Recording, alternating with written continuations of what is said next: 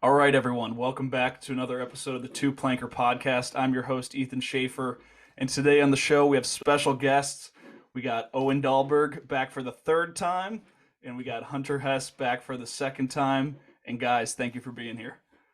Of course. Thanks for having us, bro. Yeah, stoked Absolutely. to be here.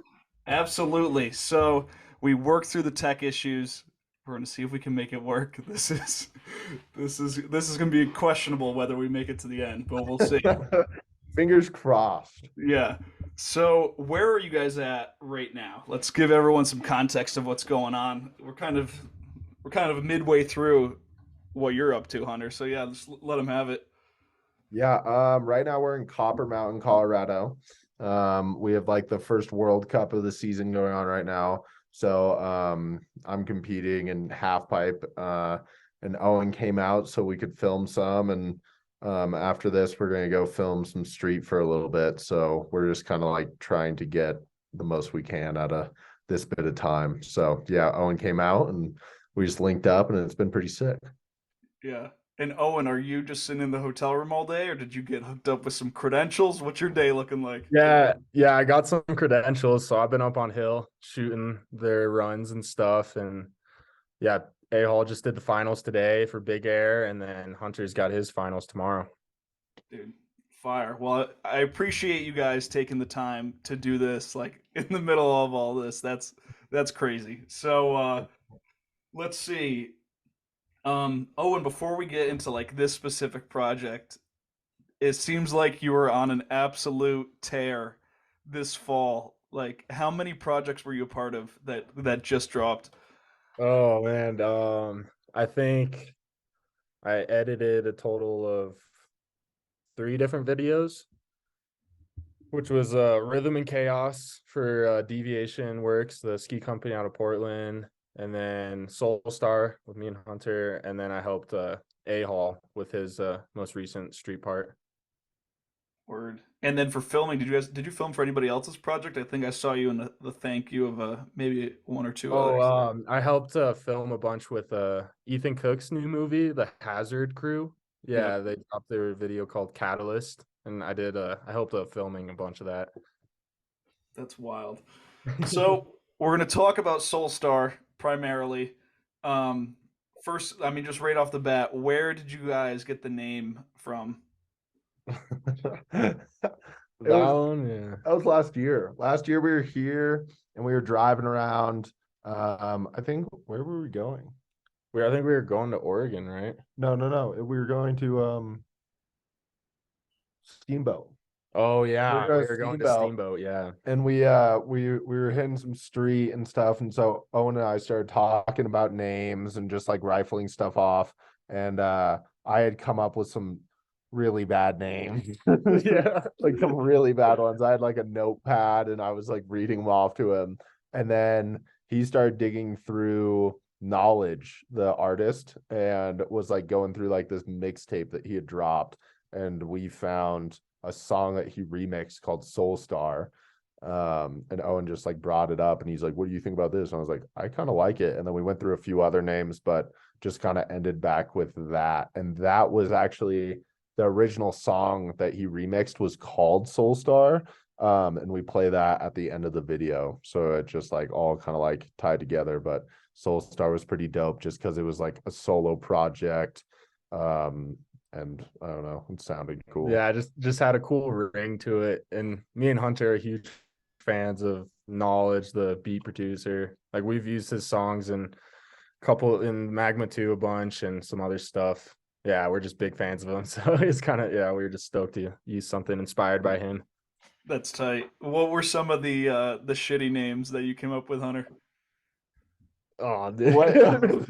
Bad. I lost the notes. I don't know. My phone keeps deleting my notes. I don't know why, but what was it? It was like it or what was it? Yeah, I think him. Yeah, him. Him was one. That one God. was a joke. That one was a joke. I wasn't feeling That that one one. was bad. And then we had what was it? It was like I saw it on the sticker of someone's car. It was like the back of someone's car, but it was like because the sticker like partially came off. It was like It was like This It or something. Yeah, something like It that. was It like was super This weird. It was terrible. It was a terrible name, but I was like, dude, what about this?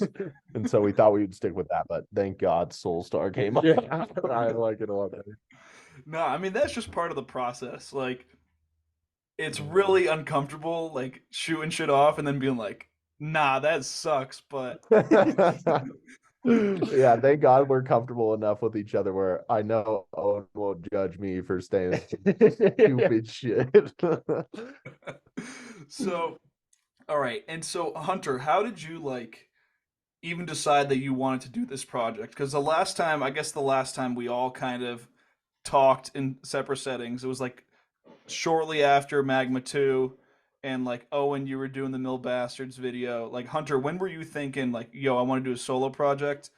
And like, and we'll leave it at that. Like when did you think I want to do a solo project? Um, I don't know when the actual decision was made. I think it was just kind of like over time. I don't know. I had a lot of ideas that I just like kind of wanted to like see if we could make happen.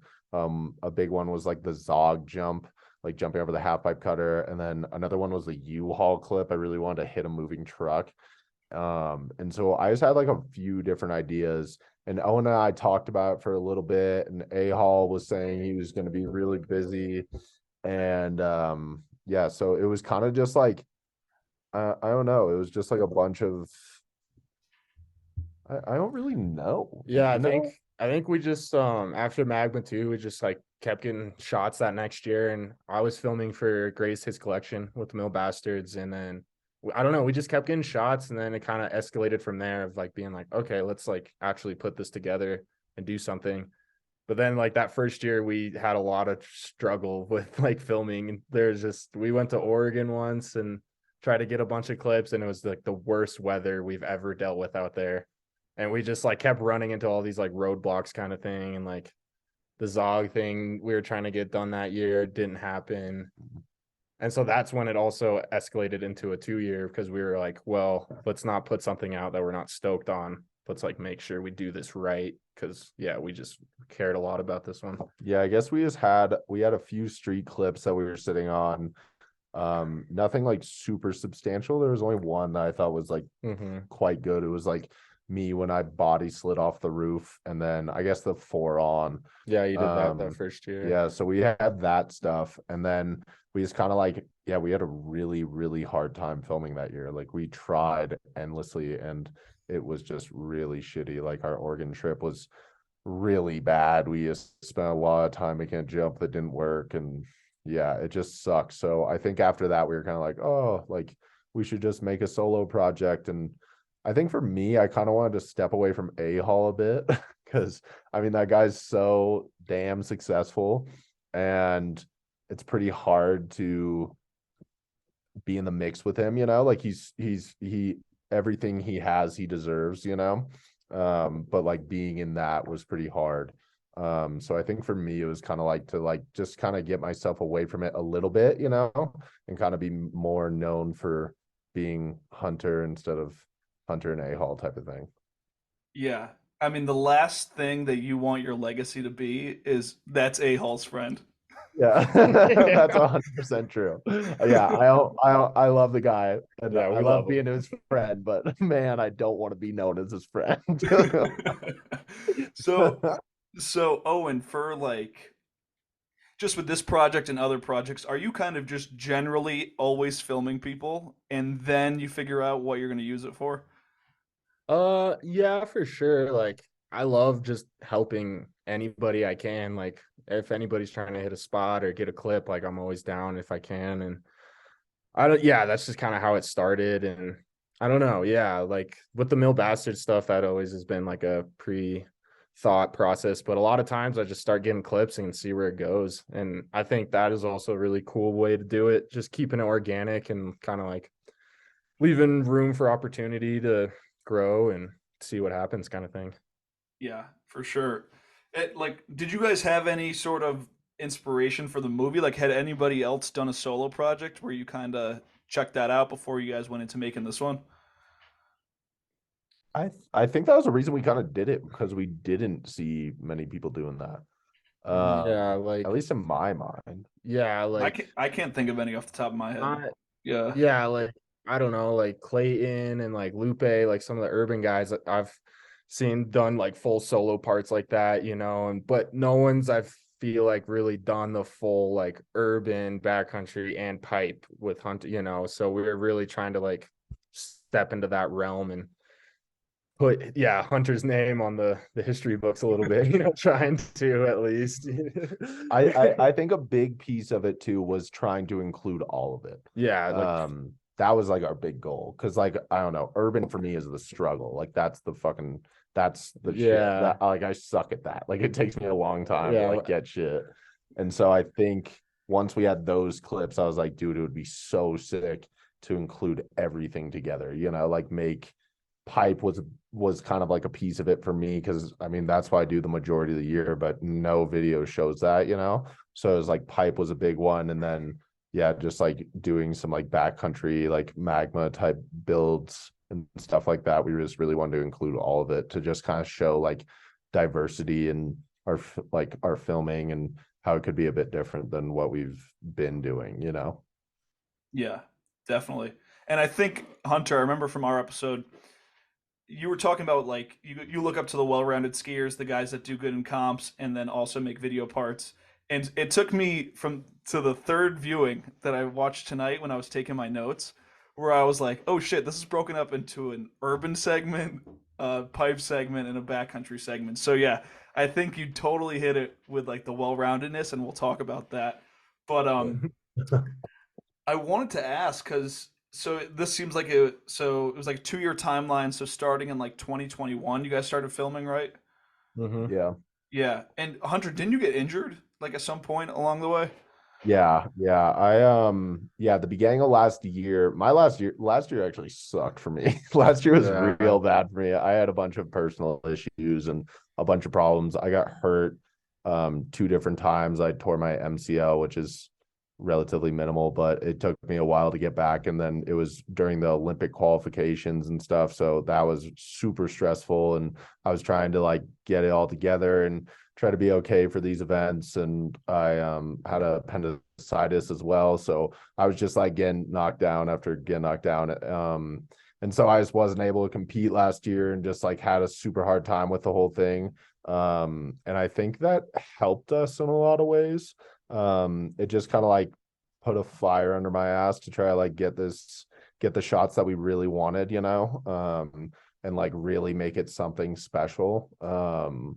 So I don't know. It was good in a lot of ways, but like super challenging for me. And I think that was a really important part of the video, just in my personal life, was how much change went on from when we started to when we finished it. Like it was super crazy. I had lots of talks, like I had a talk with my mom at the end of it, and we just had a discussion, and I was like, I don't know, it was like a full circle type thing, like there was so much. And I think every shot in the movie for me represents like a different point in my life, throughout those 2 years, which were very like important, dramatic years for me.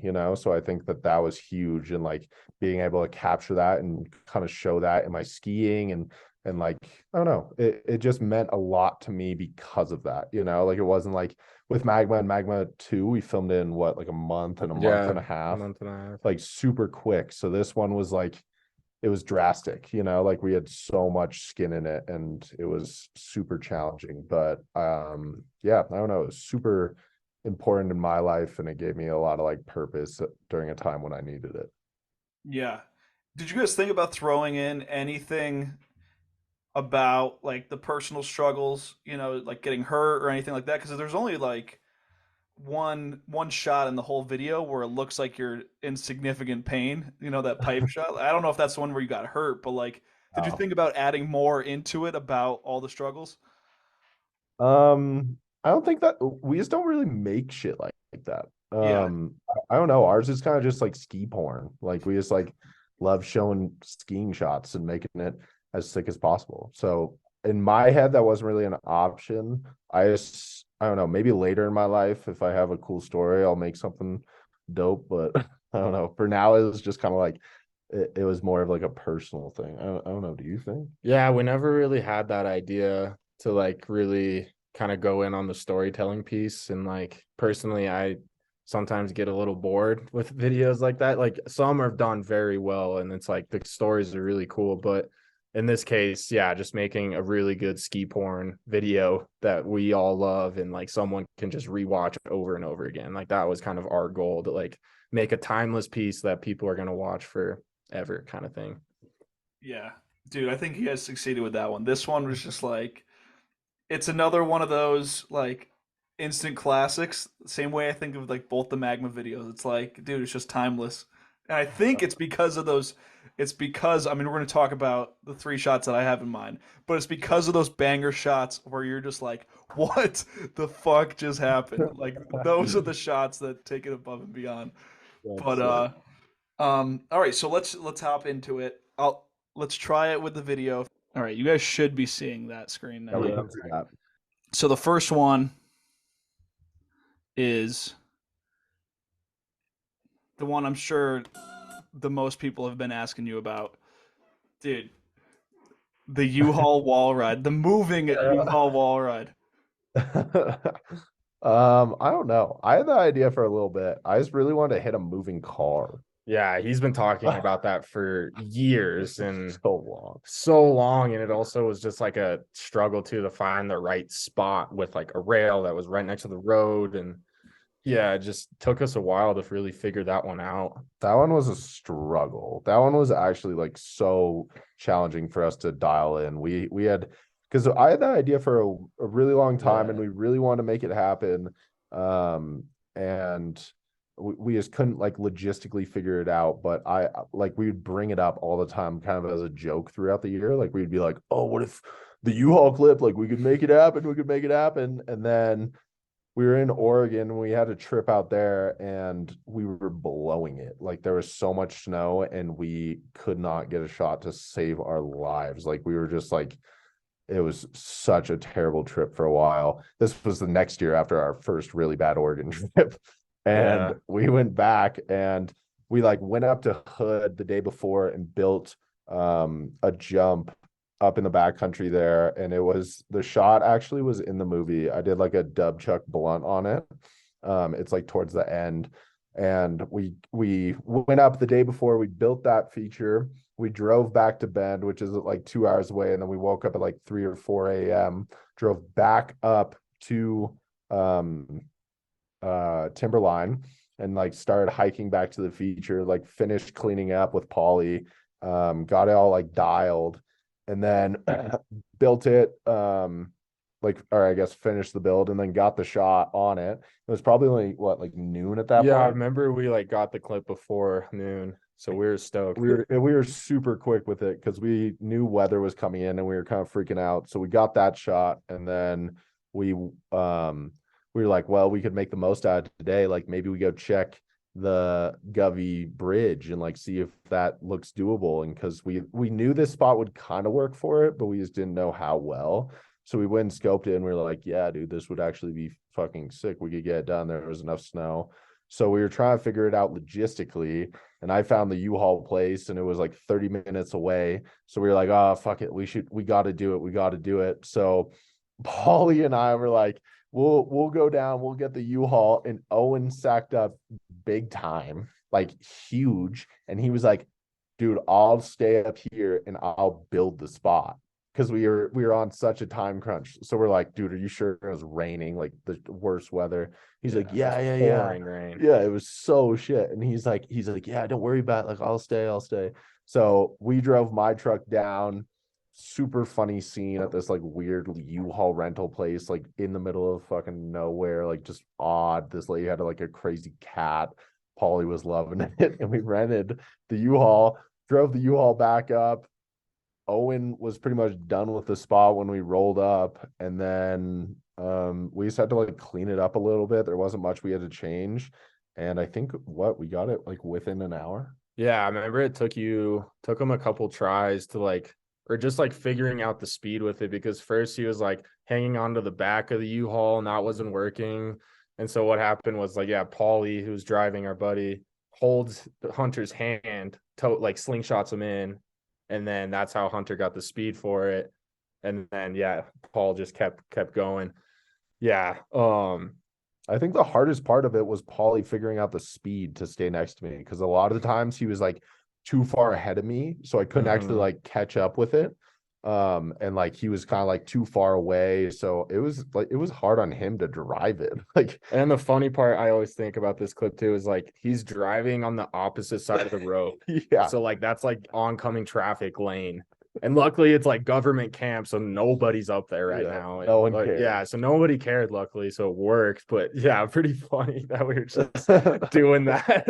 We thought we would get kicked, but everyone was pretty stoked on it. Yeah, a couple people drove by and were like, yeah, sick. They were pretty hyped on it. And then after that, we literally hopped in the U-Haul, drove back down. I think it cost $102 to rent the U-Haul or something, or $104, like pretty easy. And then we just drove my truck back to Bend, and we're home by dinner. Like, we had dinner with my parents that night. It was a full day. It was sick. That was definitely the most productive day of the trip, though. That's crazy. So you guys just drive round trip from Bend to Hood when you want to film there? No, not most of the time. That was a special occasion. Camping at Hood, like doing it like that. But the weather was so bad, we just like did not want to camp. Like it was raining. Like I think when we filmed this too, it was like in April, and they got like a foot, or it was like that huge storm that hit in April where they got like 3 feet in like 4 days or something like crazy. So we were not camping in that. So yeah, we were just like, let's just go stay at his parents' house in Bend. Yeah, it was easy. We normally don't do that, but that one was like, we were like, whatever, we'll just do it. And this was really close to the end of the trip. We went to Mammoth pretty shortly after this. So yeah, we had to get it done pretty quickly. So I don't know, it just all kind of worked out, and it was definitely, I think this day made the trip worth it. For sure. Besides that, the rest of the trip, we were trying to film some stuff in Bachelor, and Hunter bought a sled last year, and we were trying to go out and get some sledding, and like it was like almost like there's too much snow. Yeah, like it snowed so much, like it was so hard to film, and we just kept like struggling, and like couldn't get a sunny day, couldn't find a good feature. It was just like, but then this last day was like where it all came together, and we got like the clips we were really stoked on. Yeah. What was the reaction from the crowd at the premiere when you guys dropped this bomb on them? They were stoked. People were like, what? I remember people were going crazy for that one. Yeah, I think it's it's not a technical trick, it's just like a unique thing. Like, this wasn't like challenging, it was just like kind of fun to figure out and like play around with, and I don't know, expand people's minds of like what's good, like I don't know, but like this stuff's fun. Like skateboarding does this shit all the time. Like they have really cool, unique stuff that goes on. I don't know. I just think I think it's sick, like kind of improvising spots a bit. So it was pretty fun. I like that. This is the type of shot you think about before, like you get familiar with like common urban setups. Like this is the stuff you think about when you're a kid, Yeah. Yeah, this is like just some, I don't know, hop on a moving car. Some of the shots in here were more of like stunts. More of a stunt for sure than a trick. Yeah. Good. Oh, that's funny, man. Yeah. And then so you said that, I think this here, the 4-on, obviously it's you getting broken off a couple times first, but you said that this was like the first, like the one of the redeemable clips from that first year. Yep. Yeah, fully. I think this was one that we were sitting on that I thought that got me the most fired up. I kind of forgot about this shot throughout the summer, and then we came back to it, and I saw Owen back in Salt Lake, and we started kind of talking about filming again and like figuring out what we were going to do for the year. And I started going like some movie premieres and stuff, and that normally gets me the most excited to like film something. And so we started looking over these shots again, and I was like, I don't know, I kind of realized that we had something that was kind of cool that we could build off. So that got me like pretty stoked. And I think this one was probably the most substantial at doing that. Yeah, because that was a big battle for Hunter too. Like we were there for 3 hours plus. Like UHaul was there because he gets a clip on that same down rail in security notice, that part. Yeah. He does like switch to backup Press Pretz two, 2 on yeah. it. And he got it like 5 tries in, like just some UHaul shit. Like just super quick. And then yeah, Hunter was like, I was gotta left get- there yeah, battling. battling. And like I don't know if you can tell, like some of the first crashes, like the lights like a little brighter, and then the one he gets, it's like almost dusk, like the sun went down. So we were like running out of light, almost didn't get it, but then yeah, he laced that one, and that one was heavy. I was so stoked for Hunter to get that one because yeah, Hunter's not a big rail guy, and so that was huge that he did a 4 on. That rail's kind of gnarly. There's like a bunch of big like rocks on the one side. There's like not like a chill way, like the side that's snow covered, that's like all just like rocks. So he would like fall, and then yeah, I kept going into the stairs, and it's just like it's a perfect down rail, but it's kind of with like it's not just a pain. Yeah, it's like there's no good way to like get off. And I don't know, like the 4 on is like just challenging just because like it's hard to line up with the rails. So that was really hard for me. I don't know. I suck at rails, so this one was sick for me. So you mentioned like you guys said that Hunter. Well, I think UHaul says it at the end of the movie. Like he makes a joke that you're like the urban rookie. So like, is this Yeah. way outside of your comfort zone? Like hitting urban rails? Yeah, for sure. Yeah, this was like this first year that we started filming was his first time like really actually hitting any like street spots. Like what, you maybe hit a couple in Bend when you're younger with Jake, but Yeah, like maybe. this was like his first time really like coming out with me and UHaul and like all the Mill Bastards and trying to hit shit and like just like really try to hit some good spots. I think the first actual urban clip I ever got was that back 3 up that's in this. That was Yeah. like my first like real Yeah, one. you Like I came went out with us that night. linked up with all of them and we got that clip. I don't know. I don't really like it, but Yeah, it was my it's the first one. pan down from the tree. Right there. Yeah, there. Right after that. Right clip, after that yeah. one. All right. That one was I don't know. It was hard. It's hard keeping up with these dudes. Like these dudes are fucking so good at skiing, especially with UHaul. UHaul is like next level at rails, He's and just too I just good. gotta like kind of like keep up and hold my own, hopefully. I don't know. And so yeah, it was a big learning experience for me and just like finding spots and like how these guys find spots and stuff. So I don't know. UHaul always pushes me into it. It makes me think I can do anything. So Yeah. I try to keep up with him. And Owen's super good at getting it all dialed. Like these guys are constantly on Google Earth, like hunting for spots, like looking for stuff all over. Like their phones are just filled with photos of it. And I just kind of like go where they wherever like I wouldn't be skiing urban without these guys. Yeah, I would agree. I would not be doing it. I show up to the spot, I'm like, yeah, I could maybe figure something out, and I let UHaul get his shit done, and then I tag along. That's kind of how it goes. But I'm trying. All right, and then the last one from like the urban clips, the roof drop. What was going on with this? This is like out of nowhere, kind of. Yeah, dude. This one's on me. I'm taking credit for this one because he found this spot. I found this one by myself. Yeah, it's at some school in Salt Lake. Hunter found that and was like, "Yo, I'm trying to like jump off this," and I was like, I thought he was crazy. I was like, "That's like it's big. It's a big drop." Like, and yeah, what we did it one night when there was like not very much snow in the city. We were just, like Hunter was just like, "Dude, let's get it." And this was the first year also that we were filming for just whatever. Yeah, that was another shot that we were sitting on, and this one was I was on. This was a crazy. This was a rogue night. I was like, oh man, I want this shot, and I'd seen it, and I was like trying to be more involved with the dudes and like find my own spots and like come up with my own shit. And so I found this, and I was like, dude, I really want to hit this.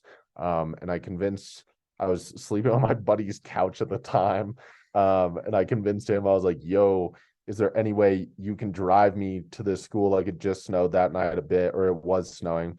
I was like, can you drive me to the school? I need you to hold a ladder while I get on the roof so I can shovel some snow and then like pull the ladder down when I'm up there so no one like sees me.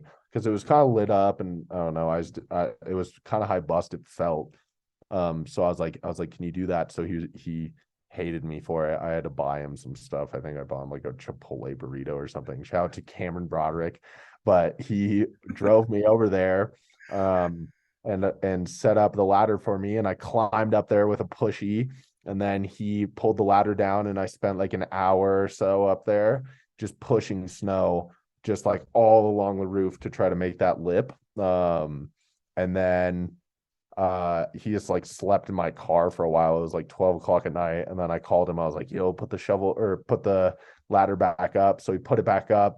I climbed down there. And like that whole day I did truckloads, because like a few miles up the road, it would snow quite a bit, but not there. So I would do truckloads for a few hours. I just did it solo, and I would fucking fill my truck bed up with snow, drive it a few miles down, unload it. So I thought I made the majority of the landing. So then the next day I called Owen. I'm like, dude, I built this thing yesterday. Like, come on, I gotta hit it tonight.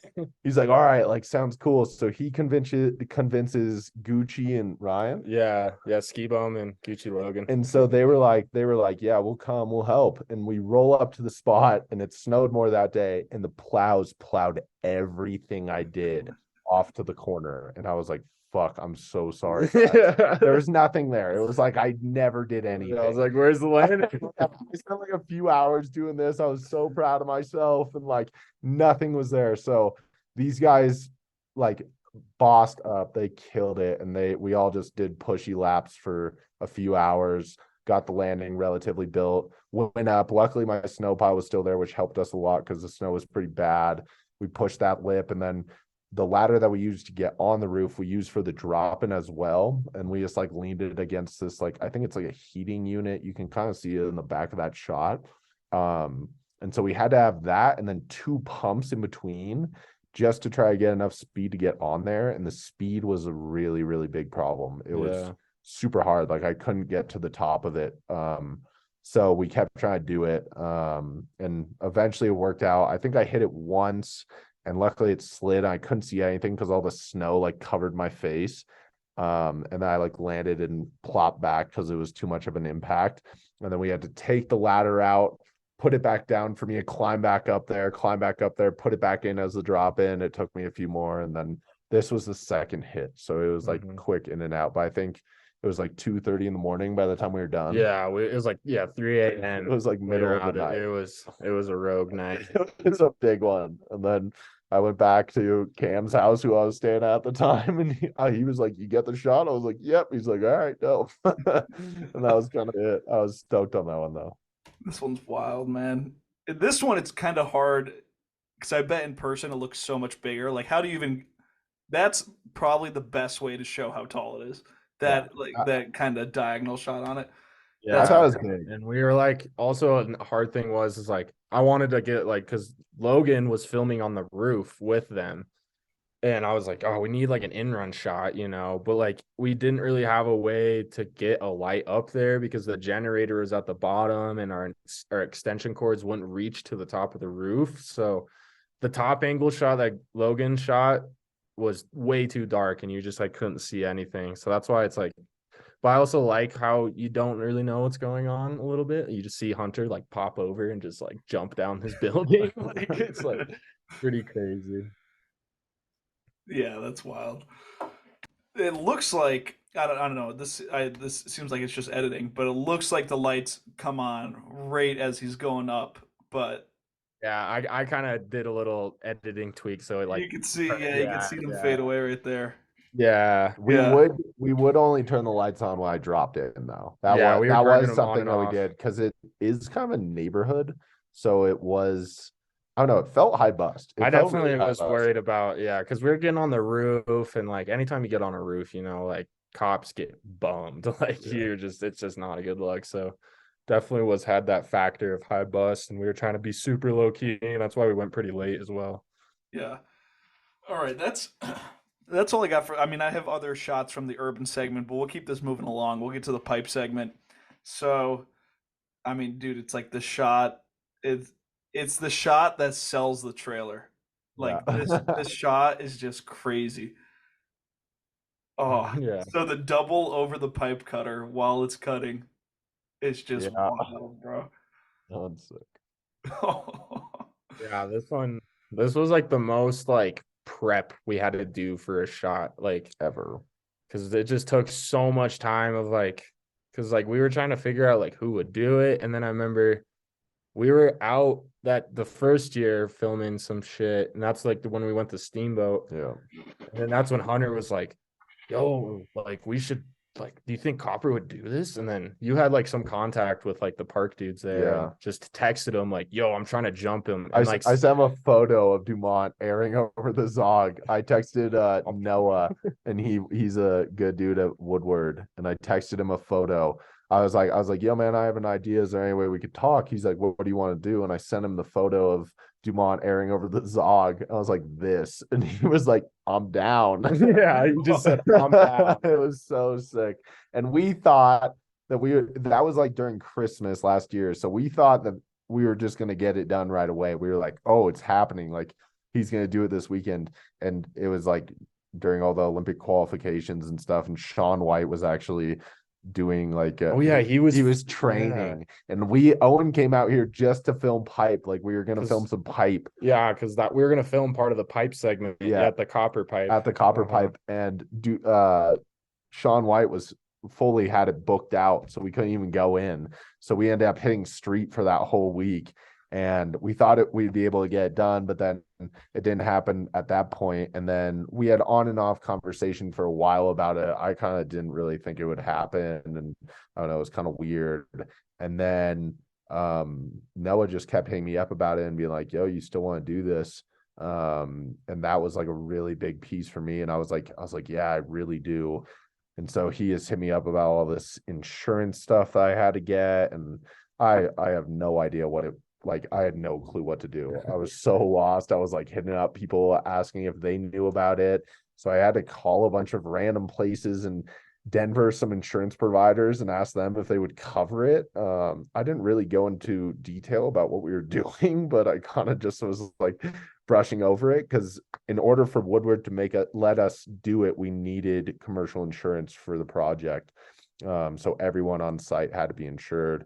So I called a bunch of people, and this random guy in Denver, I forget his name, but he was so sick, and he was a skier and all about it. And he was like, dude, I'll figure it out for you. Like, don't worry, I'll get it dialed in.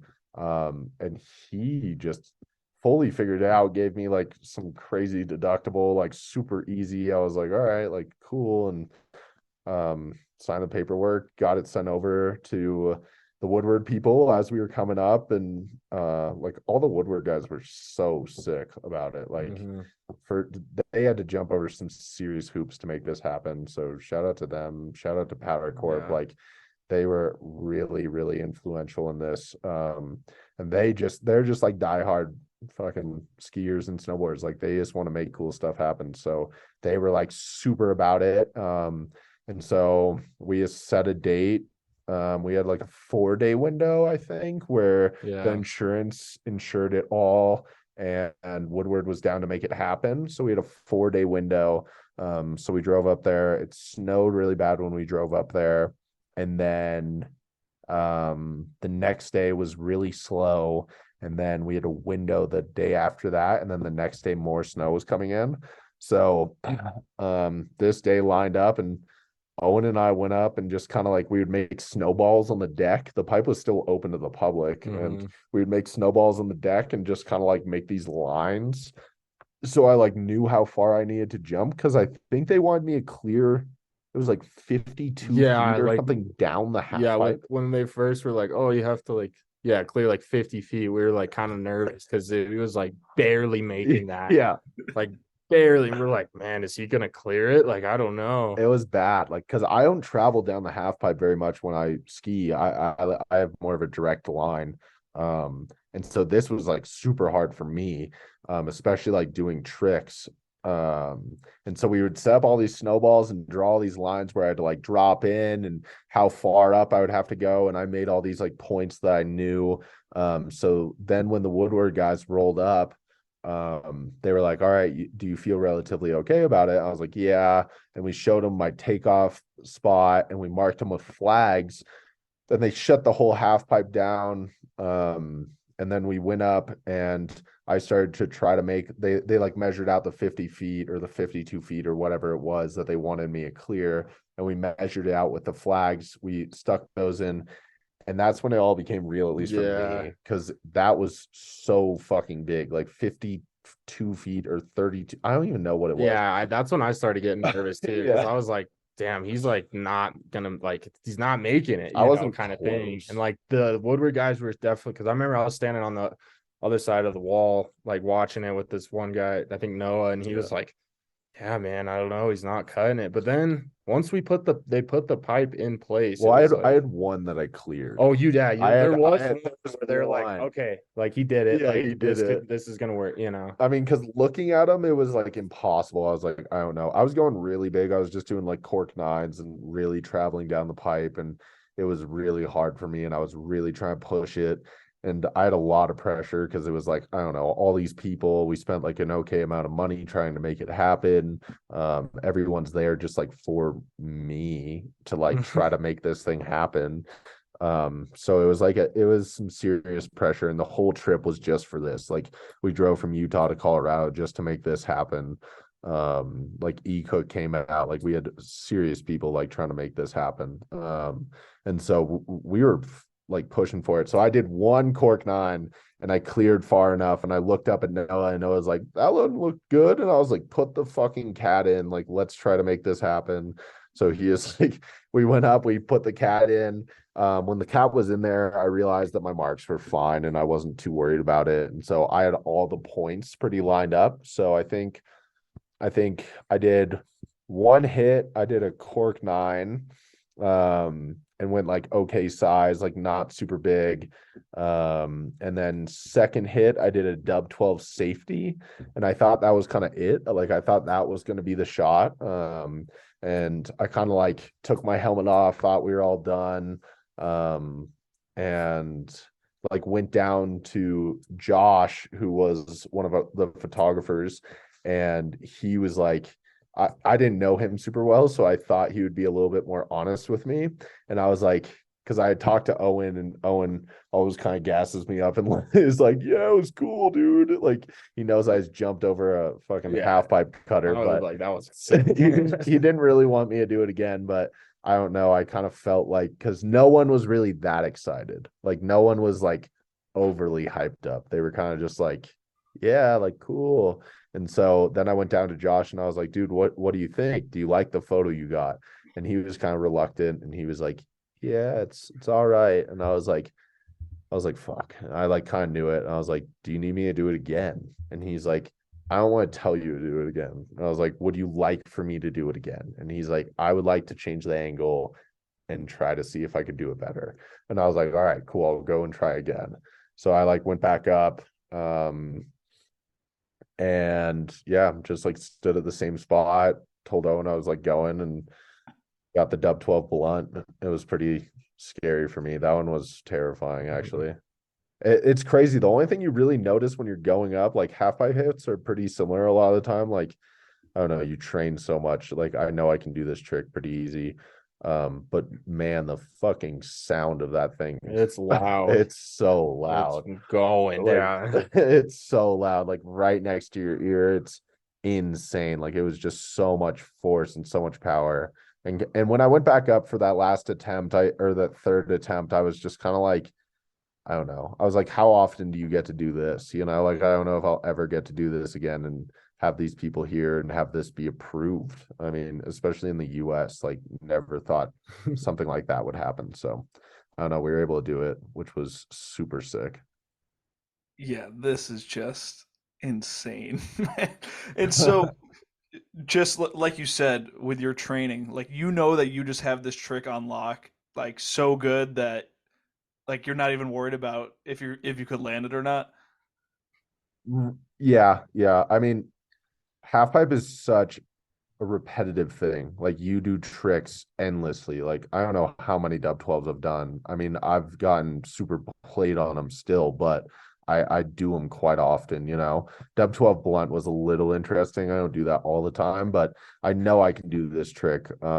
So, and we had all the pieces in place, you know, like all like the sketchy parts were taken out of it. Like I had a point where I was dropping in. I had a point when like where I would start, where I would jump into the half pipe and where I would take off, like everything was marked, so the margin for error was relatively low in my mind, like I knew what I needed to do to just like make it happen, and we watched Revolver the night before and we were watching Dumont do it. And I don't know. I got beef with Dumont right now. So I don't. Oh no, big no, we loved him. Yeah, it was super inspiring, and we wanted to do something along the lines. And I've always looked up to that dude. That guy's a superhero to me. And I just wanted to do something along those lines. I don't know, like growing up, you watch those dudes do something you think is impossible, and I think that kind of lacks a little bit more so. Maybe it's because I'm more a part of, I don't know, when I was a kid, I was just like, those guys were superheroes. So doing stuff like this was kind of like pushing the boundaries of what was possible. And we like knew what he did and knew what we wanted to do.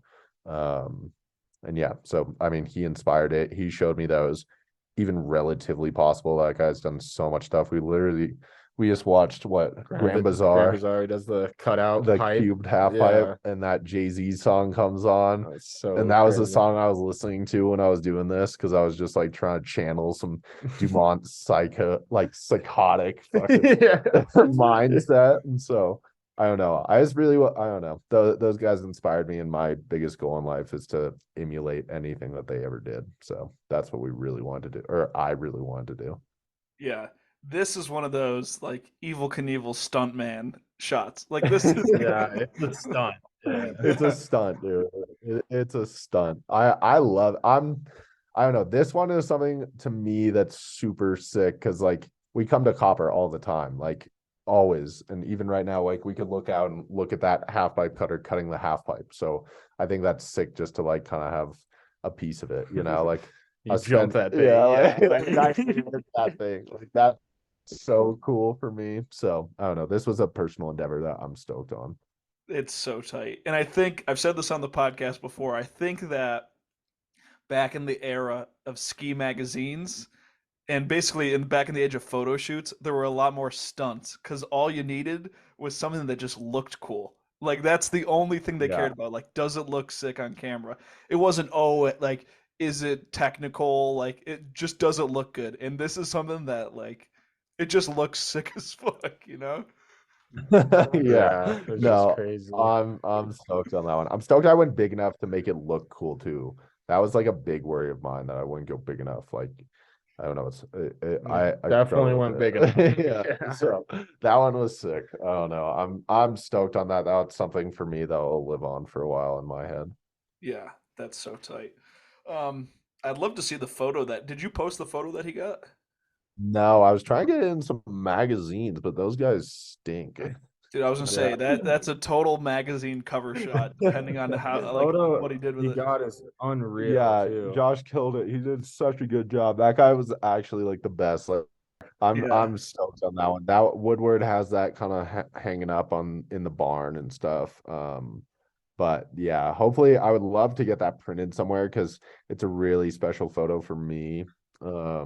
So hopefully, I don't know, we're in talks with some people, and hopefully they really want to do it. They don't stink. I'm joking, whoever's listening.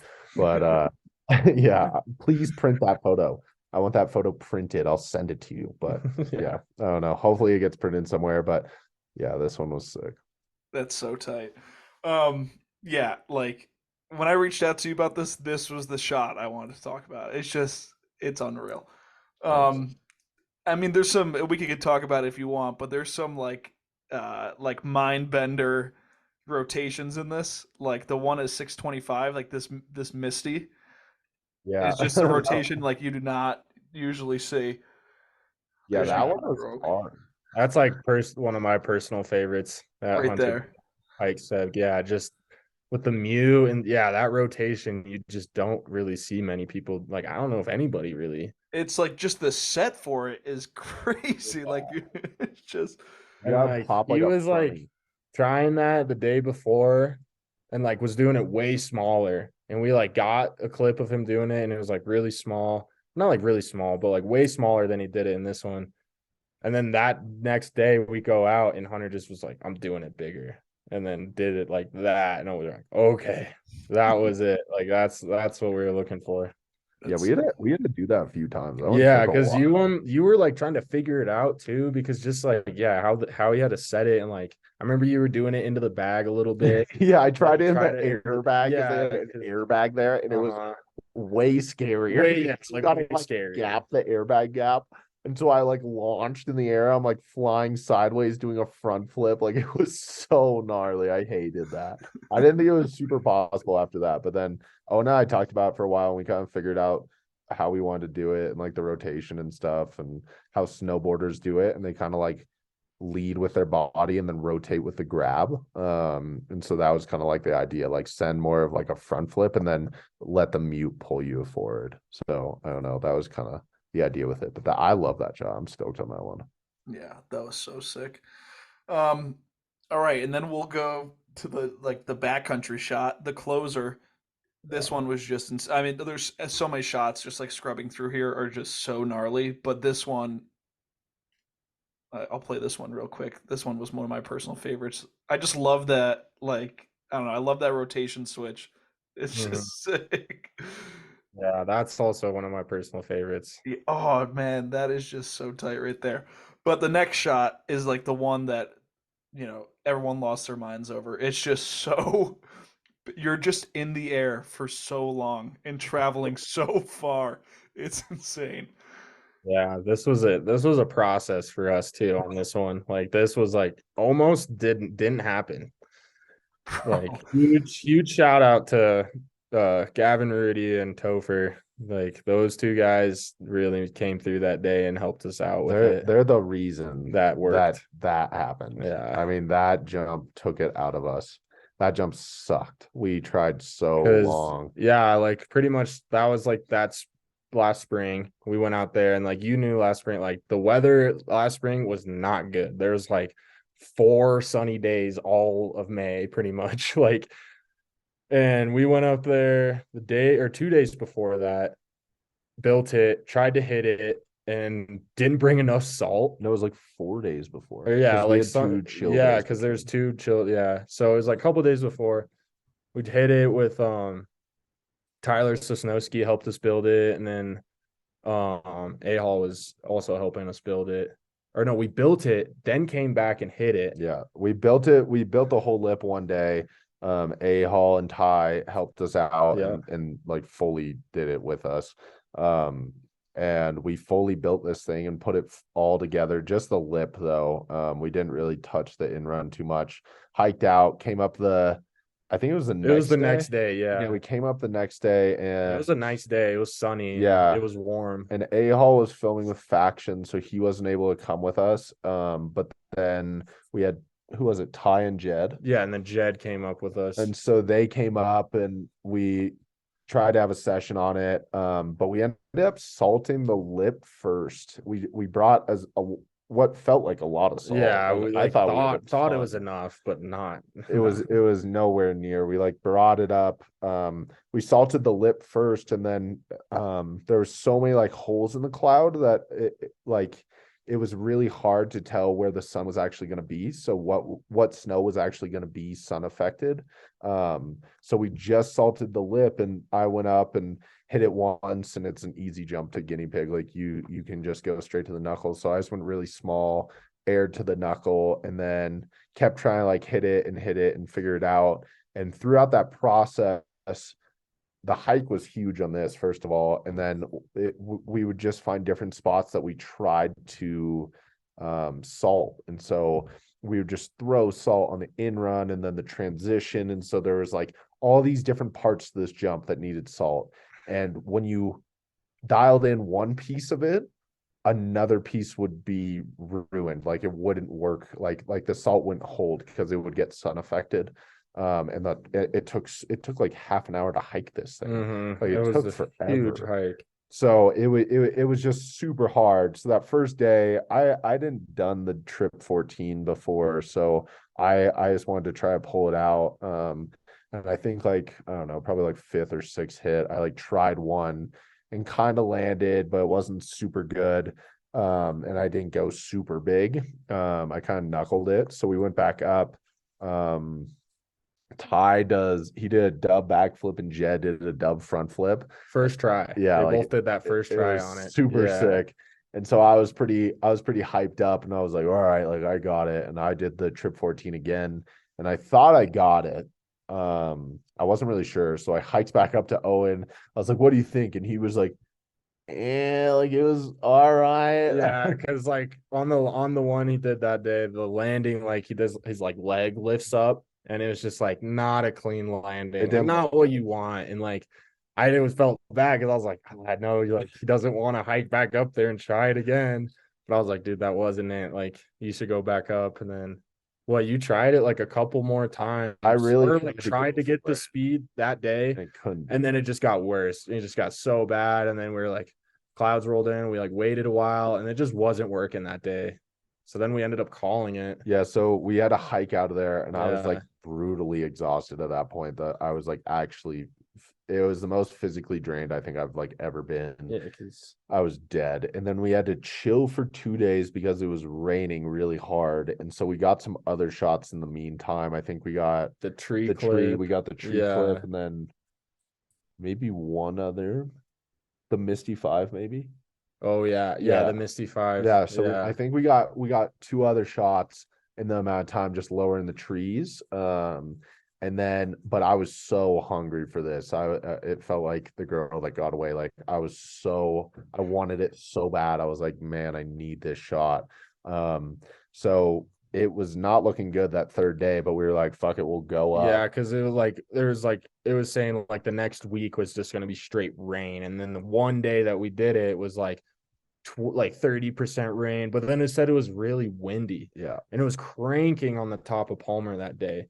I was remember bad. going up Palmer, and it was just me and Hunter, and we were like, dude, it's fucking windy. Like, it is howling It up was here. bad. But then when we skied down to the jump that day, it wasn't that bad down there because it's like on the zigzag side of Mount Hood.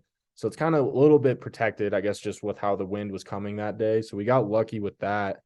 But it was like so flat light, and it was kind of cold that day. Like I remember the landing was like It was it was hard. brick, and I was like, When we skied down to it, I was like, oh, like man. here we go. Like and then me and Hunter went up, fixed it because the jump was like super after the rain. It kind of got like destroyed a little bit, so we had to fix the jump.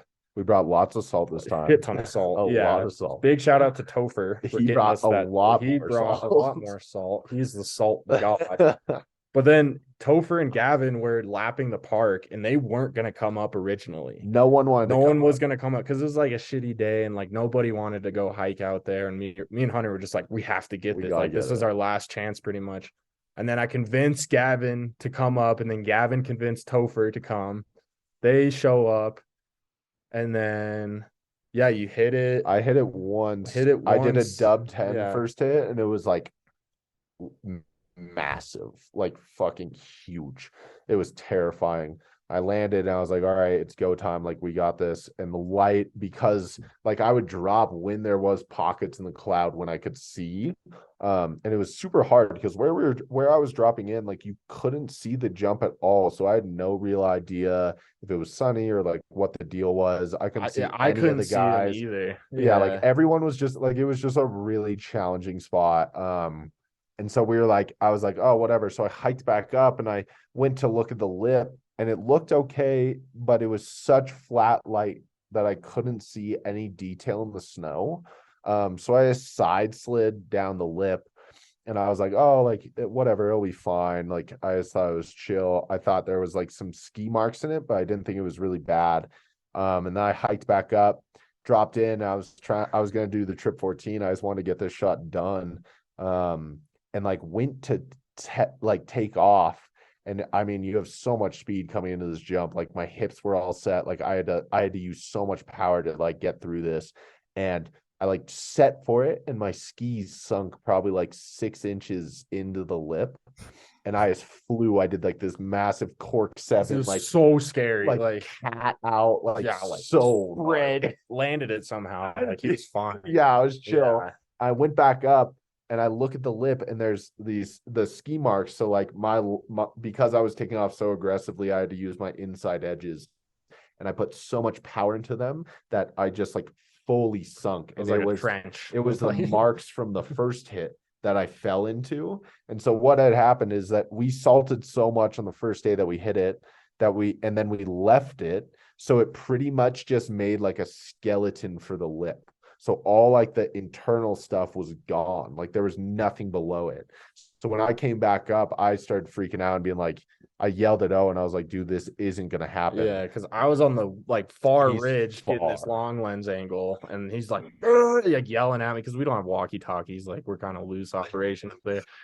Yeah, and I remember him like being like, "Dude, I don't think it's gonna happen. Like the jumps like fucked." Like, I was so and I was like, pissed. "What do you mean, man? Like we gotta do this." I was like, I was bummed too because I was like, I know how bad Hunter wanted it, and like I knew this was like we needed it for the video. And then Gavin just like because Gavin was over on that side filming the in run top angle, like the one clip of him coming in and he just like shoots into the abyss. Gavin was the boss and was like, "No, we're fixing this. I got it. Like, don't worry. Like, we're gonna fix this." And like just bossed up and they just like started shoveling. Topher was over by me and hiked up, but he was a little lower, so it was easier for him to get over. So he hiked over and they rebuilt the lip pretty much completely. It was insane. Like fixed the trenches. It was like the most that lip was huge. To rebuild that lip was like the most strenuous process. And yeah, we had already done it like 3 times at that point. So when I saw those like divots, I was like, dude, this is like it's over. Yeah. Like I cannot spend another minute looking at this thing. Like I couldn't rebuild it. And Gavin was like, dude, like just go clean up the landing, resalt it all, and we'll like figure it out. So and we were patting it down with shovels, and like the whole thing would just like cave in on itself. And they fully just like bossed up. They put it together as well as they could, which was perfect. Used the rest of our salt we had. We like, used everything. Every like, little it was piece insane. of salt. And so I went back up and I was just praying that the lip would kind of hold. And I took some speed into it and we fixed the running because we had some serious problems with like the run in. The tranny was really bad. And I kept like G'ing out on it the first day that we were there. So we cleaned it up and we had like marks where I would jump over the roller coming in because I couldn't actually see anything. And so I just like came in and was like, well, fuck, like hopefully this thing holds up. And I did a trip 14. And I don't know if I've ever felt that out of control. Like I felt like a bug that just got like flicked or someone just like shot me out of a cannon. Like it was insane. I was just like in the air, like holding on for dear life. Like it was so much airtime and so much power off the lip that it just like fully flung me. And I like landed and just got bodied. And it's actually like the first shot that plays right before that. And I didn't think it was possible. That one where it's like kind of him sliding down. Yeah. And I like when I landed that, because I felt like I had so much, but when I landed, I like compressed so bad. And I was like, dude, it's not possible. Like I'm not gonna be able to do this trick. There's no way. There's no fucking way. But I don't know. We put so much time and effort. I really wanted it. So I hiked back up and I had a second to sit at the top when I got up there. And I had some really intense reflection on what this like meant to me and like what I really wanted to do. And I was sitting there, I wrote a note actually in my phone. I was like, I really want this shit or something like that. Like or it was like, I don't want to do this, but I need it or something. And I wrote the note in my phone and like the time and everything. And I was sitting up there kind of like hoping that the clouds wouldn't open up so I wouldn't have to do it, like have an excuse, but they opened up and I kind of like put my skis on and tried to like hype myself up and yelled at the boys and was like, all right, I'm dropping, and took a lot of speed into it and just like launched off the thing. I felt like I had a little bit more control, not a ton, but it was definitely like a bit more than the last one. And just like I don't know, it was like I was flying. Like it was such a slow rotation. And I remember coming around for the landing and being like, I don't know, I was so depleted with energy and had like no like nothing else to give, you know? And so I was kind of like, oh, whatever happens, happens. I landed and kind of like bounced forward. I remember I was kind of on my noses for a second and then like went back down and like actually like started riding away. And I was like, oh my God, like it worked. And Yeah. we were so stoked. And on the hike out of there, like it started just pissing rain, Yeah, like like literally right after this. 15 minutes after he did it, we were like hanging out, yeah, after just being like, what the fuck? And it just started pouring on us. It was so So like bad. the timing of it all and it just all aligned and the universe allowed it to happen kind of thing. It was crazy. Like it was it was one of those feelings too after shooting that. I was like, holy shit. Like I was in shock kind of because he lays it out. Like he wasn't going that big on all the other hits either. Like that was the biggest one he did that day. And it was like, wow, that was what we wanted. That was the clip. Oh my God. And then Hunter, when you come back up and you actually get to see the clip like in the little viewfinder, what how are you feeling at that point? I was so fired up. Yeah, because I like the next clip is me in the red jacket after this, and I walked over to the knuckle and like showed him, and we just were like started breaking down, hugged each other, like I love you, man. It's crazy. Like we did it. Like oh my God. And It was then just so much that went into that. yeah, Like like it was so much. It was the year before. Like we tried to build a jump, and I really wanted to do a trip 14. oh And yeah, I like forgot that, about we had that. so Yeah. it was just down the way from where that was, and we spent 3 days building that It thing, was and it like this never worked psycho out. step It up. was It's insane actually there's a clip of him doing a dub 10 on the step up in at the the very credits, end. like right in the credits, and that was originally going to be like the triple jump, Yeah, but it didn't. it didn't pan out at Yeah, all. right after the thank you, yeah, that Yeah, step up, he was planning on doing it on that one, but it just like I don't know, it wasn't. We didn't have the airtime that we it wanted it out didn't of line it. up. That's actually the from Sammy on top of Hood. That's the same step up that they hit, and they were all They doing triples on. yeah, And we really, really, really wanted to like make it happen and just try it, give it a go, but it didn't line up at all. Like it that just didn't jump work. didn't Yeah. work. I We don't know. could not We make it happen. didn't. I think it was because when Sammy built it, there's this alternate wind lip. So there's like a double lip almost. And so they had like more of a kick out of it. Yeah. And we just basically had to cut out, like carve out of a mountain. And I think that's why it didn't really work for us to get the airtime we wanted. And then, yeah, we found this jump was like right above it on the same knuckle, like same wind lip pretty much. And we're like, well, this one, it's endless landing. Yeah. You can go pretty much as big as you want. And this one also is really famous jump spot. Like Henrik and Phil hit it in Education of Style. Our buddy Gavin, he did a full sunset shoot on it in his movie Recordings of the Sun. Like it's just a really classic. Like Sammy hits it. Like it's a Yeah. classic Hood jump, and we were just like, well, this one will definitely go. Yeah. But it was the most struggle we had, I think, for one clip. I think for so. sure. That one was such a But process. also the most fulfilling too, Yeah. like when it happened, because it was just like, wow. We knew what we had at that point, and we knew that that was kind of like the ender, and we were just really hyped that because it was like talking about it being a 2-year process, and this is kind of like the shot that that kind of like seals it off. I think that weighs super heavy on you, like it was such a process to get every single one of these clips, and to like finally get that was so relieving. And it did justice to the rest of the video, I think. And that for me was like super huge, I think just like really like I don't know, you get scared to film every single one of these shots, like every single one, you got your balls in your throat, like you're terrified of it.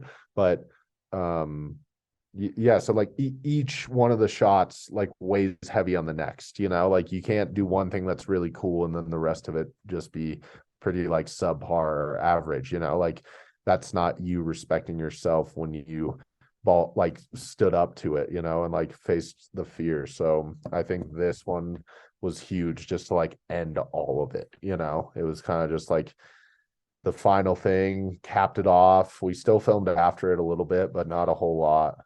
We did the only jump. We only hit one more jump after this. What It was was it? the redirect where he does like the Oh, switch yeah, flat yeah. spin into like the kind of redirect hip thing. Yeah. And that was after that, because yeah, this was like kind of towards the end of the trip. This weather was rolling in. We're like, yeah, the next like week or two was supposed to be just straight rain. So we were like, we're over it. And once we got this, it was really like, all right, yeah. Like I don't even think you wanted to do the redirect. I didn't. But I was like, oh, dude, like we should get one more. Like let's get one more. Like I kept pushing it. No, and we got the 180 switched up. The Oh shot yeah, rack that was before also after this. that So was I guess we did also- 2 clips. we Yeah. got two, but yeah, we were pretty over it. Yeah, after this one, we were just like, it just took so much effort and just depleted us pretty much because it was just. Yeah, because we knew we needed a switch shot. We didn't really have many switch That's right. shots. Yeah, and we were like, we have to get it. We got to get something. So we Uh-huh. just kind of went with the easier one and went with one that was below the parking lot. Yeah, And not like how. built the little 180 to switch dub 9, and so we got that, which was cool. But yeah, this one was I think this was one of the bigger ones that we've done. This one was a process for just getting a single clip. And I think too, with like, if you've seen all the magmas, you know Hunter's a tripler. You know he loves the triple. So this one I felt was his best one, just because definitely went the biggest. Like he definitely went over like 100 feet. Like the shot doesn't like it shows how big he went, but in my eyes, like it doesn't do it justice almost. Like I don't know. I'm really stoked on my angle and how we shot it, but still, like if you saw it in person, you would be like, it's just wild. Like I feel like that's just with skiing too and filming. Like a lot of shots don't do it justice, but this one I think was Hunter's best one he's ever done, hands down. That's crazy. And Owen, like when you're shooting something like this, where it's like if he gets it, there's no redoing it. Like for sure you can't reshoot it. No, that's for sure. That's what like this was nerve-wracking for me because like I was on that far side, like wind lip shooting long lens.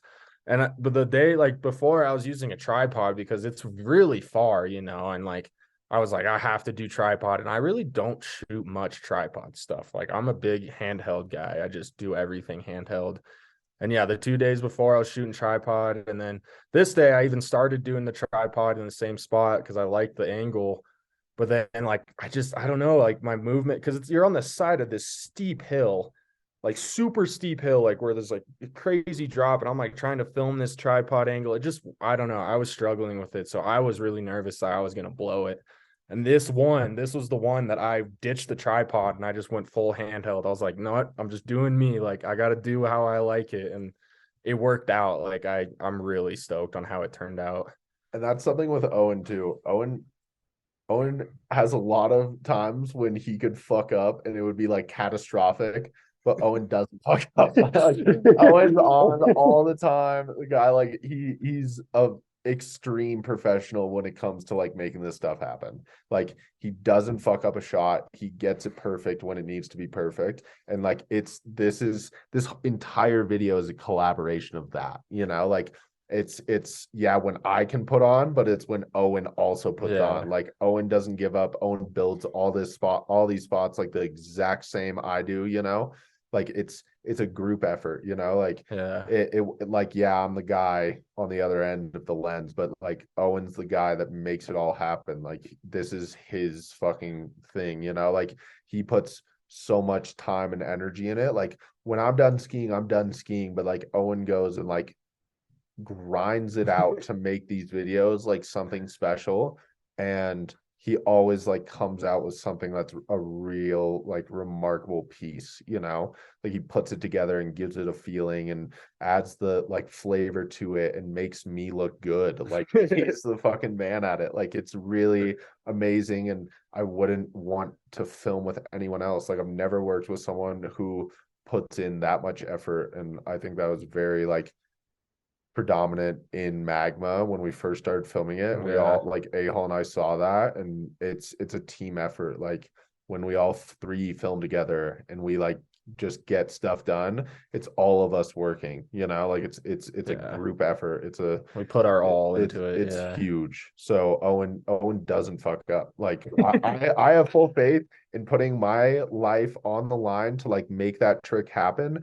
And I know that like there's not even a sliver of a worry in my mind that Owen's gonna miss it, because I like know and I have faith in him, and I think we work super well as a team together in that aspect, just because I don't have to worry about that, you know? Yeah, it's kind of funny that you say that because I don't think I've ever asked you to do something twice for because I've missed it. He has to. Yeah. Like, we have to get like an in-run Yeah, shot. it's always like, oh, could I just get another angle? But it's Yeah. never because like, oh, I completely missed it. Or No. like, yeah, it's Like never happened to me. very Knock on special wood. moments. Yeah, knock on wood for sure. But like very special moments, like the magma ender, like the That one, triple, yeah. like he captured it so well and gave it so much feel, and like he captured that moment at a full, you know, like yeah, the video and some shots like doesn't do it justice, but like Owen tells a story with like how he captures things and then how he like puts it all together. So I think that's a super big piece of it. Like I don't know, I really wouldn't want to trust anyone else. Like if I tell Owen relatively what I want, like I know he's going to get it done and it's going to happen the way it needs to. Yeah, Yeah. Thank you, that's buddy. that's awesome. And like Owen, because when Hunter was talking about getting the insurance for the pipe hit and all this stuff, it reminded me of the story about getting like Dumont and Wallish together for the intro of Magma 2. Have you ever, because you film with a lot of people, have you ever seen someone that's willing to put in the behind the scenes work like Hunter? Because it seems like it's unmatched.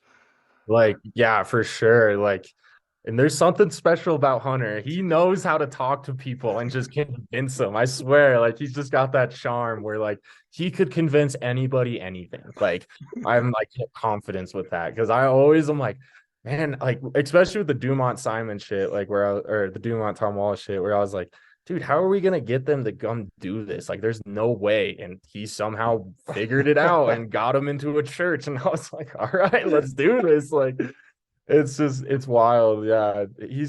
Hunter's just got this way to talk with people. Like, he's a very people person. And I think a lot of people, if you know Hunter personally, you know he's a goofy dude and one of the most genuine humans on this planet, in my opinion. We're having a little bro right now. But no, like Hunter said, it's a huge team effort because a lot of that stuff wouldn't happen unless Hunter was on the other side, sending out emails, talking to people, trying to make things happen, like the copper jump and all that. So it's a huge team effort, and yeah, wouldn't want to do it with anybody else. This is heartwarming. Yeah, I mean, and Hunter, I'll just hit it back real quick. Like, do you think that you have this like gift of persuasion, or do you think that you're just more persistent than like anyone else?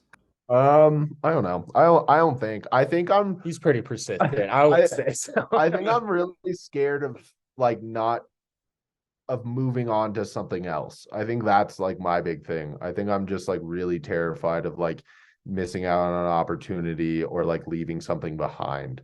So I don't know. I don't know if it's like a persistent thing. I think my mind just like talks to me a lot and drives me pretty insane. And so I just like have to like put it into certain things to like keep my sanity.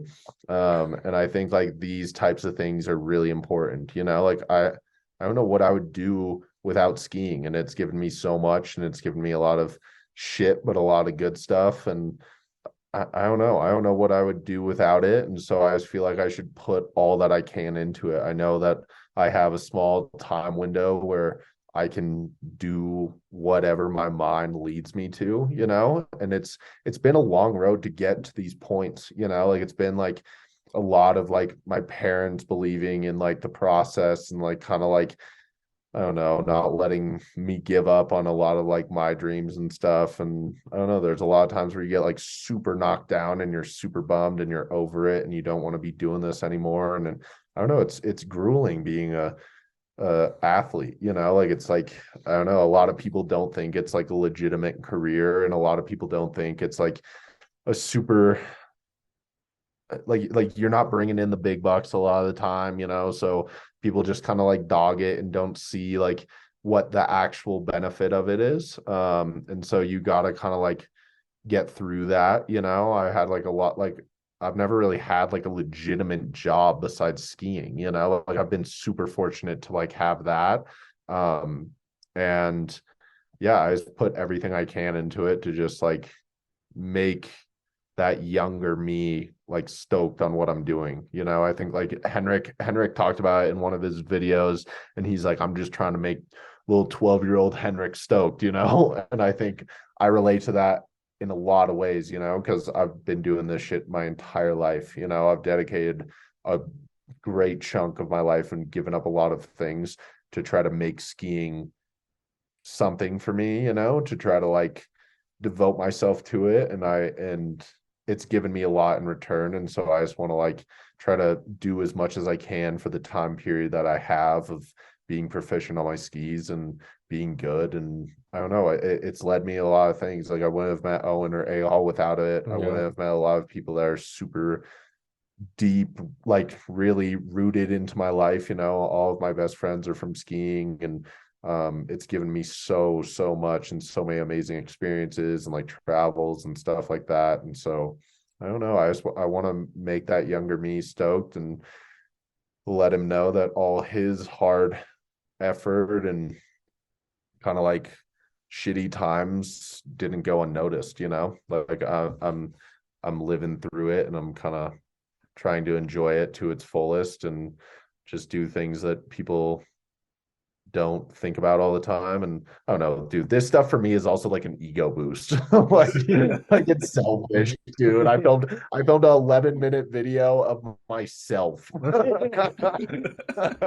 Like that's a selfish endeavor, but it was great. And a lot of people put a lot of energy into it. And I hope all of them are happy with what we were able to make. And yeah, this is as much Owen as it is me and all the other people that helped, you know, UHaul, Gucci, like all those dudes, E-Cooks, like everyone that helped my parents, everyone that let us stay at their place and made it easier for us to make it happen, Copper. And I don't know, it's a real blessing that people even relatively trust me with Mm. that much. So I don't know, it's dope.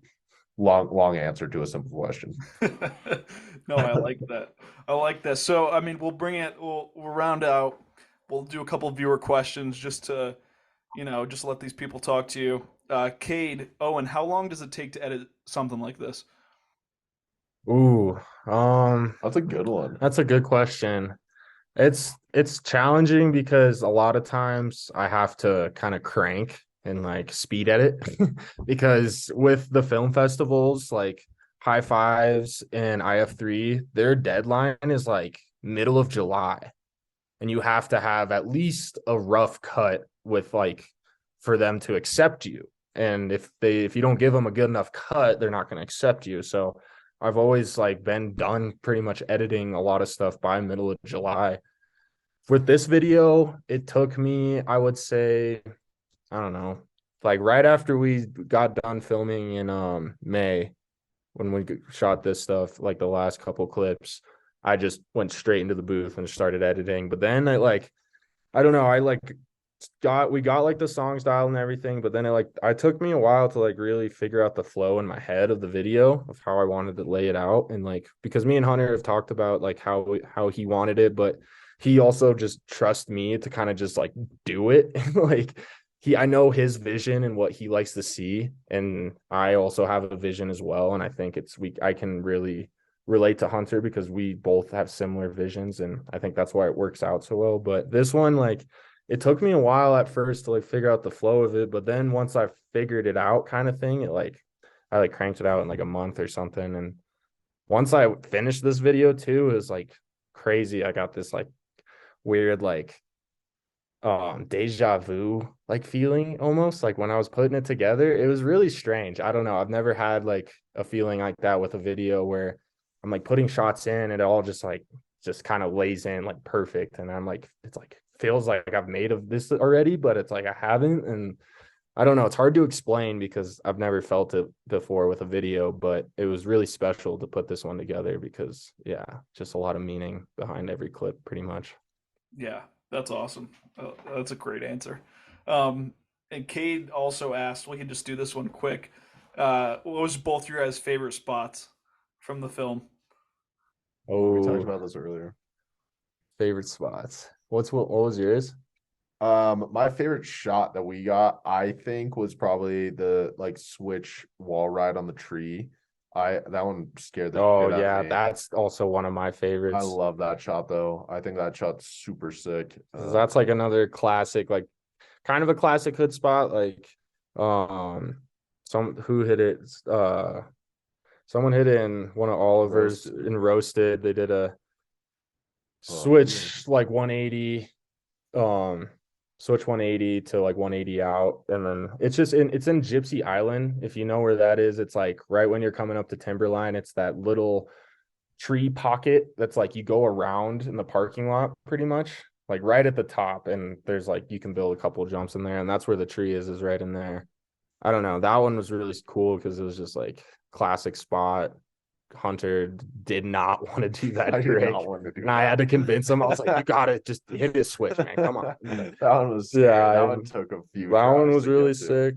One of my favorites, I think, was like the up ledge that he does, like the back two like cork kind of safety out and the back cork six out of it. Just like I don't know, that was like another rogue spot where like the in run was crazy. It wasn't really like working, or like kind of worked, but like it was just crazy, and like that one just like really looks cool in my eyes. And Hunter falling into the creek, I think, was the cherry on top of that clip too, just really funny and meaningful too. Yeah.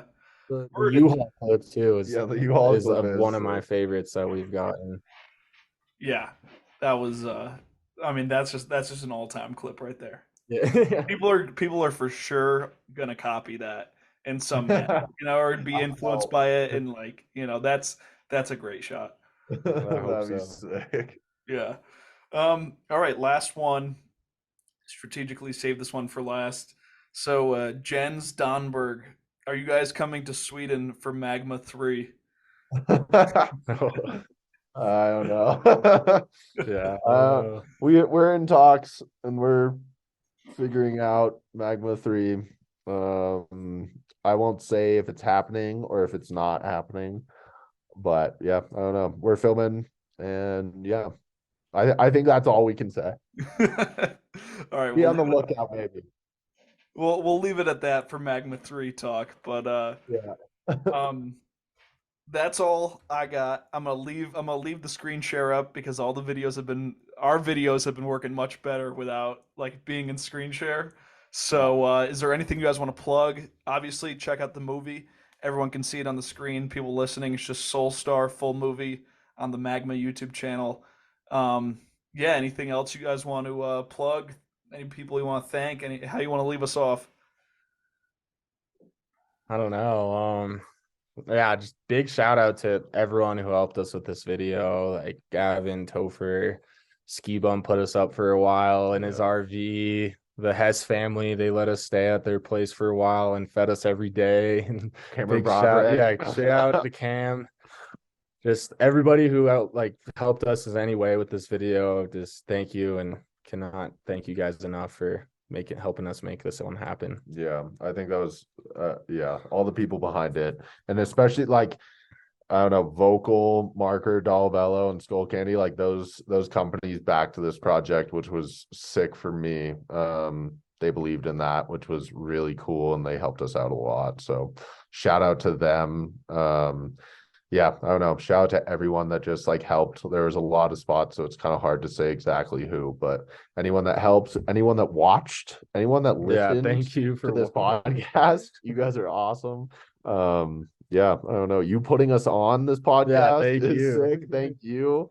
I don't know. Anyone that rocks with us even slightly, thank you. You guys rule. Awesome. Well, thank you guys for coming on, and that is all for now. And this is probably the last episode of the year, so thank you guys for closing us out for the year. Of course. Yeah, thanks for having us. Yeah.